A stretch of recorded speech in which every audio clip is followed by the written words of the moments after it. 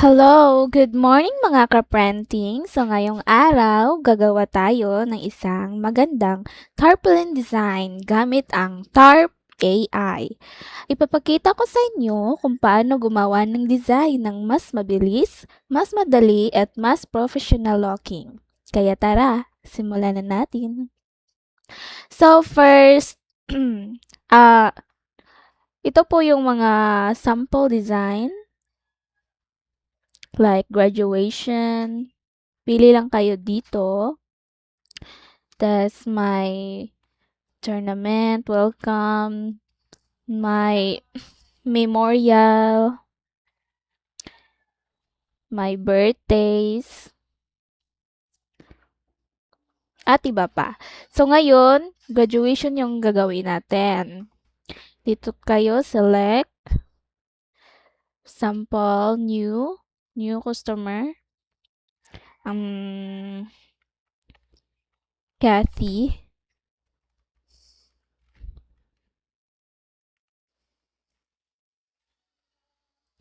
Add customer. Then you want to select size. I want to select 3 by 5 feet. Then the orientation, landscape. Then fill up lang kayo dito kung ano yung gusto nyong ilagay. Then main image, upload image. Sample ito yung gusto kong i-download. Yung picture ko. Tapos graduate name, Catherine, course,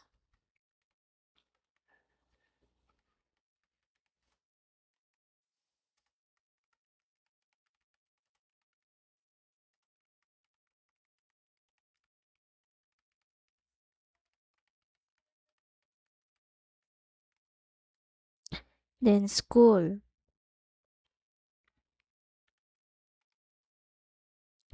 Pwede din natin lagyan ng logo pag gusto nyo.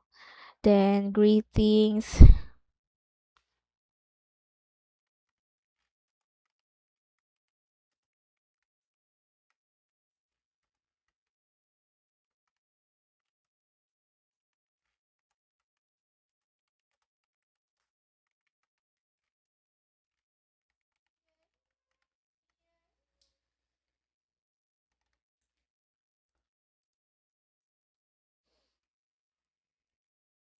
So, iyan. Pwede rin natin mag-additional instruction like background color. So, I like background color blue. So, iyan. Ganyan lang kasimple. Tapos, click the standard. Then, hintayin lang natin ng ilang minuto. Yeah, di ba? Ang ganda. Napakabilis lang gumawa ng design gamit ang TARP AI. So, may iba pa tayo. So, for example, birthdays. Gagawa din tayo ng design sa birthdays. Ito, for example, ito, yung gagawin. Same.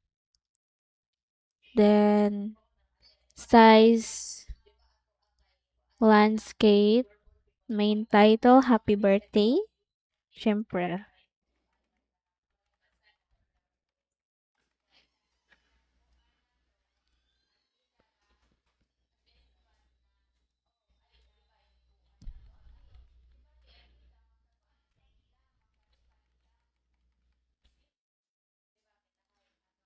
Then, main pic, upload lang kayo ng main pic yung gusto nyo or sa gusto ng customer. So, ito yung gusto ko. For example, sa akin lang. Tapos, pwede din kayong mag-add ng gallery pics. Ito lang siguro yung mm, upload tayo ng iba pa. Then, greetings.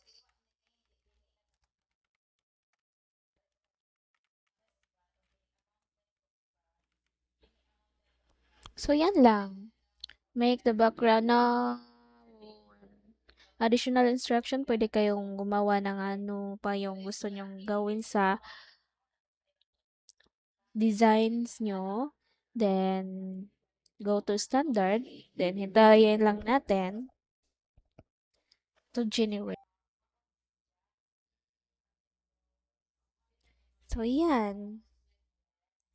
Yan na yung result. 'Di ba? Napakabilis lang gumawa gamit ng TARP AI. Pwede niyong i-preview, pwede niyo i-download. Pwede din kayong mag-redesign kung ayaw niyo sa design. Pwede niyo make the background mm, color pink. So, mag-redesign ulit siya.